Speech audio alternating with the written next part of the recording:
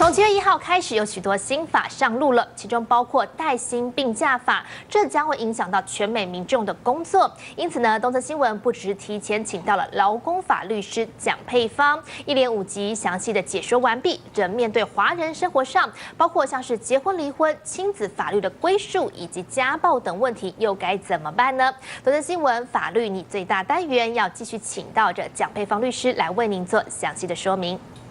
谢谢主播，观众朋友们，大家好，欢迎回到法律你最大单元。那么自从上一集呢，我们介绍到所谓的国际家庭法的部分之后呢，这一集呢，我们更要深入的来探讨，如果呢你在这个家庭的过程当中，结婚之后呢，遇到家暴问题该怎么办来解决？我们今天一样特别荣幸的请到了国际家庭法的法学博士蒋佩芳蒋律师来我们做详细的说明。首先欢迎蒋律师。观众大家好。如果婚后或者是说先生那一方有所谓的家暴、暴力的情形哦，基本上呢，在这个时候呢，来找家庭法律师的时候，您可以怎么样来帮助他们？啊，我最可怜这些案子，大部分的话我不晓得大家知不知道，很多家庭暴力其实常常发生在我们东方人身上的，就是说我们好像的习惯就是说不讲人。然后不好意思，我们不喜欢讲我们的家丑，所以很多时候我们都不晓得。不过大部分我们的律师说的话，只要你是家庭暴力的妇女的话，我们都是免费帮他们，让他们去申请那个 restraining order。什么叫 restraining order 呢？就是说保护你自己。因为很多时候妇女她们怕说家庭暴力啊，不敢跑，不敢走，然后也没有工作，还是说没有文件，还是说有时候更难的，就是说如果说都有小孩的话，我怎么走？我怎么带着小孩子走？怎么办？那大部分就是如果先生是赚钱的话，那更没有办法离开。我要告诉全部的女孩子，有 help 的，有帮忙的，政府有很多 shelter， 这些女孩子可以去带着她们 baby 去待，所以可以暂时一下。然后我们也很愿意帮你们这些女孩子去申请 restraining order。什么叫 restraining order 呢 ？restraining order 的话，最少你还可以继续待在家里，然后你的先生欺负你的话会离开你，所以他不能接近你。然后你可以把这个 order 给警察局，所以他们都会保护你。所以他接近你的时候，你可以马上打电话给警察，警察就把他带走了。所以最少你跟你的 baby 还是你跟你的小孩还是可以安全待在家里的。所以这是非常重要的。那如果说你 file restraining order 的话呢，这段时间你没有时间，你就没有钱的帮忙的话，那时候有一个 hearing， 那时候你还可以要求你的暂时的钱给你小孩子，还有给你本身的。所以不要认为说你没有地方走，也不要怕，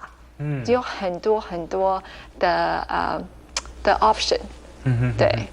有时候啊，这个先生或者是这个另外一方啊，他可能绑架小孩，或者是所谓的抢走小孩，家庭法这个部分的话，有办法真的所谓的及时的协助，或者说这个禁制令啊，是真的有办法及时的保护住他们的小孩子吗？赶快去找一个律师。很多时候，先生趁太太不晓的时候，把 baby 带走，还是把小孩子带走，你不晓得他们去哪里了。对，赶快报警，一定要报警。为什么要报警呢？因为你要让警察知道说你多担心，这样子的话，以后上法庭的话，你才知道说是怎么回事。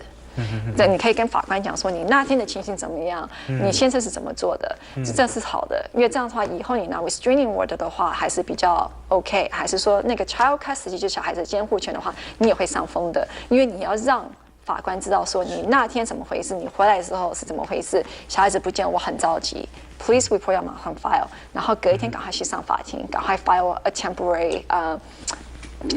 child custody，然后先生就要把小孩子带回来的，因为那段时间的时候没有那个任何的 order， 所以你一定要赶快拿一个 order。打这个国际法官司的时候啊，是不是真的是什么都要从美国开始，还是其实是从其他国家开始呢？帮助比较大。当你要离婚的时候，最重要的是 service。什么叫 service？就是说你要告诉人家说我今天要跟你离婚，你不能离婚没有告诉那个对方的。那在美国你怎么做 service 呢？每个州又不一样。就像我讲的，加州的法律的家庭法是一个家庭法，纽约的家庭法又是不一样。所以家庭法是州大部分都是州的，不是属于国家的。好，那我们刚才讲 service， 你怎么给 service 呢？所以如果说他住在别的国家，怎么给 service？你要看看他住的地方，他现在的国家是不是属于 part of 这个的 Hague Convention？ 如果是的话，你给他们 serve 的话，你要照这个 Hague Convention 的 service process， 就是说照他们的方法，照他们的 procedure， 你才能 establish 说，我今天已经给你的答案，我不是答案，我今天已经告诉你说我要离婚了。那如果说这个国家不是属于这个 Hague Convention 的话呢，那就不一样，你就要看这个国家，你要他怎么 serve 他才等于说他拿到这个资料，就说我知道你要跟我离婚了。像台湾不是属于 Hague Convention， 他们认为说 Federal Express 你给他那个 notice 就算是 OK 了。好的，谢谢蒋律师。观众朋友们，蒋律师呢特别在针对所谓的家暴这个部分为我们做了一个详细的说明以及提醒所有呢受到家暴的妇女真的要勇敢的站起来，因为呢在家庭法或者甚至国际家庭法的部分呢，都有一个非常全面的保障在您的这边。那么以上就是我们这一次的法律您最大的单元，谢谢大家，谢谢，再见。谢谢宏志跟蒋律师，我们带来非常详尽的说明。我们要提醒美国华人，这法律已经规定了，夫妻任何一方绝对不可以动手，而且任何家暴举报案件呢，警察一定要进入屋内分开争吵的两方。除此之外，在过去1连5集的劳工法与国际家庭法对谈，我们现在也已经全面放上了东森新闻每周 Apps 与东森每周台官网，都欢迎观众朋友可以持续的来上网观赏。